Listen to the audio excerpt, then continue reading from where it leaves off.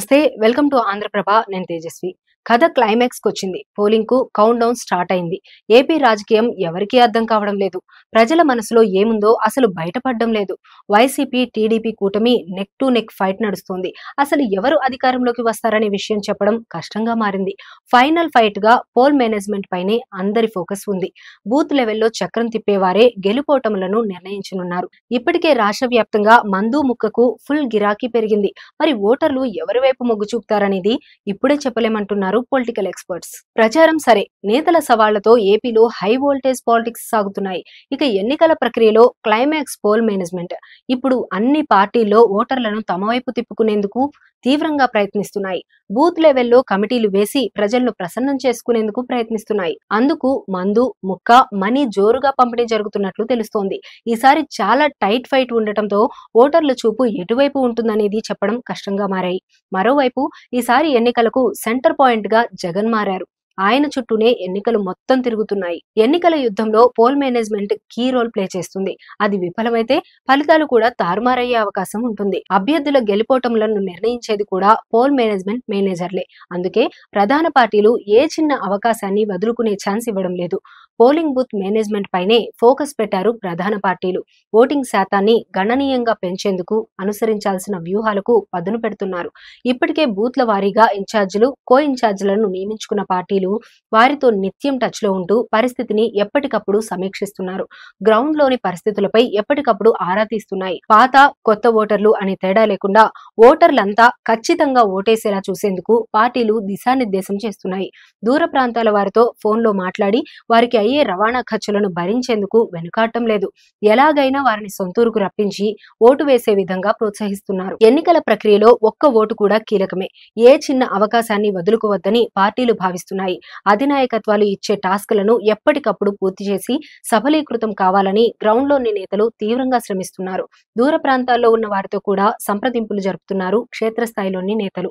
తమకు అనుకూలంగా ఉంటారు అనిపిస్తే చాలు నిత్యం వాళ్లతో టచ్ లో ఉంటూ పోలింగ్ కేంద్రాలకు రప్పించే దిశగా పావులు కదుపుతున్నారు. ఎంత గొప్పగా ప్రచారాలు చేసినా ప్రజలను తృప్తిపరిచేది, ప్రతి ఒక్కరికి చేరుకునేది పోల్ మేనేజ్మెంట్. ఈసారి ఎన్నికలకు టీడీపీ కూటమి, వైసీపీ పక్కా వ్యూహంతో ముందుకు వెళ్లాయి. ఈసారి ఎన్నికల్లో పక్కాగా పోల్ మేనేజ్మెంట్ చేసిన వారే విజేతగా నిలుస్తారని చెబుతున్నారు ఎక్స్పర్ట్స్. ఇప్పటికే కొన్ని ప్రాంతాల్లో వైసీపీ టీడీపీ కూటమి నేతలు, కార్యకర్తల మధ్య ఘర్షణలు జరుగుతూనే ఉన్నాయి. ఫ్రీగా మందు ముక్కతో పాటు అనేక తాయిలాలు అందజేస్తున్నట్లు సమాచారం. మరికొన్ని ఏరియాల్లో ఆకతాయిలను రంగంలోకి దించి బెదిరింపులకు పాల్పడుతున్నట్లు తెలుస్తోంది. ఇన్ని చేసినా వారికే ఓటు వేస్తారనే నమ్మకం లేదు. ప్రజలు ఎవరిని గెలిపించాలనుకుంటే వాళ్ళకే ఓటు వేస్తారు. అంతేకాని సోషల్ మీడియా అసత్య ప్రచారంలో ఎన్ని చేసినా నమ్మే పరిస్థితిలో ఉండరు. జనాలు అంత అమాయకులు కాదు. అవసరమైతే నెత్తిన పెట్టుకుంటారు, లేదంటే పాతాళానికి తొక్కేస్తారు. ఇది పాలిటిక్స్ లో జరుగుతున్న తంతు ఇదే. ఇక ఏపీలో మొత్తం 175 అసెంబ్లీ నియోజకవర్గాలు ఉన్నాయి. ప్రతి సీటులో టైట్ ఫైట్ నెలకొంది. ఒక్క ఓటు అటు నుంచి ఇటు చేజారినా భారీ మూల్యం చెల్లించుకోవాల్సిందే. ఈసారి ఎలక్షన్స్ లో నువ్వా నేనా అన్నట్లు కనిపిస్తోంది సిచ్యువేషన్. ఇక అభ్యర్థులైతే కోట్లు కుమ్మరిస్తున్నారు. ఈసారి ఎన్నికల్లో ఈవీఎంలో పడే ఓటే అత్యంత కీలకం. అంటే ఓటుని ఏ పార్టీ జాగ్రత్తగా తమ వైపు వేయించుకుంటుందనే విషయంపై పోల్ మేనేజ్మెంట్ పైనే ఆధారపడి ఉంది. ఎన్నికల్లో అడ్డదారుల్లో గెలవడానికి ఎన్ని మార్గాలు ఉన్నాయో అన్నింటినీ వాడుకుంటున్నారు నేతలు. ఏమైనా ఇచ్చేస్తాం, ఎంతైనా కొనేస్తాం అనే రీతిలో ఓట్ల కొనుగోలుకు బరితెగిస్తున్నారు. కరెన్సీ నోట్ల కట్టలతో విలేజెస్ లో ఓట్ల వేట స్టార్ట్ చేశారు. ఎన్నికలకు 2 నుంచి 3 రోజుల ముందే పంపిణీ చేసేందుకు రెడీ అయ్యారు. రాత్రికి రాత్రే డబ్బు సంచులను చేరవేసింది. కొన్ని జిల్లాల్లో అయితే భారీగా తాయిలాలు ఇస్తున్నారట. టైట్ ఫైట్ ఉంటే ఒక్క ఓటుకు 3,000 నుండి 5,000 వరకు ముట్ట చెబుతున్నారట. ఒక్కో నియోజకవర్గంలో కోట్లు కుమ్మరిస్తున్నారట నేతలు. గెలుపు అవకాశాలు తక్కువగా ఉన్న లీడర్స్ అయితే ఖర్చులకు వెనుకాడటం లేదట. ఇప్పటికే మండలాల వారీగా నగదు చేరిపోయినట్టు తెలుస్తోంది. నియోజకవర్గ నేతల నుంచి గ్రామ, బూత్ స్థాయి కార్యకర్తల వరకు ఎవరికి ఎంత సొమ్ము ఇవ్వాలో లెక్కలు వేస్తున్నారు. దాన్ని అమలు చేయడం అధిష్టానానికి అత్యంత దగ్గరి వారైన మండల స్థాయి ముఖ్య నేతల పని. తమకు అప్పగించిన పని పూర్తి చేసేందుకు తీవ్రంగా కృషి చేస్తున్నారు. పార్టీ అధినేతకు ఎంతో నమ్మకంగా ఉన్నవారినే ఈ పని కోసం రంగంలోకి దించారు. వీరిలో కొందరు ఎంపీ, ఎమ్మెల్సీ, ఎమ్మెల్యే స్థాయి నేతలు ఉండగా మరికొందరు మాజీలున్నారు.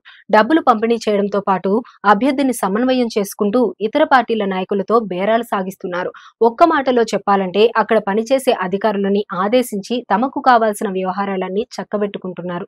ఒక్కో నాయకుడి ఆధీనంలో మండలానికి 10 కోట్ల నుంచి 15 కోట్ల రూపాయల వరకు అందుబాటులో ఉంచినట్లు చెబుతున్నారు. ఇక వైసీపీ అయితే పోల్ మేనేజ్మెంట్ పైనే ఫోకస్ పెట్టింది. ఎలాగైనా రెండోసారి అధికారంలోకి వచ్చేందుకు డబ్బును వెదజల్లుతున్నారట ఆ పార్టీ నేతలు. ఎన్నికలకు 50 రోజుల ముందే 47,000 పోలింగ్ బూత్ కమిటీలను నియమించింది. ప్రతి వార్డులోనూ ప్రత్యేకంగా పార్టీ కన్వీనర్లను నియమించింది. ప్రతి పోలింగ్ బూత్ స్థాయిలో 15 మందితో కమిటీలను ఏర్పాటు చేసింది. బూత్ కమిటీలు ఎన్నికల నిర్వహణకు సంబంధించి వైసీపీ రోడ్ మ్యాప్ ఖరారు చేసింది.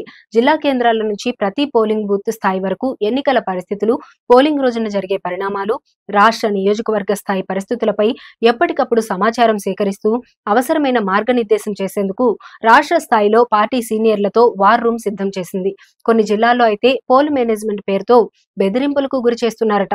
అందుకే కొన్ని చోట్ల ఘర్షణలు చోటు చేసుకుంటున్నాయి.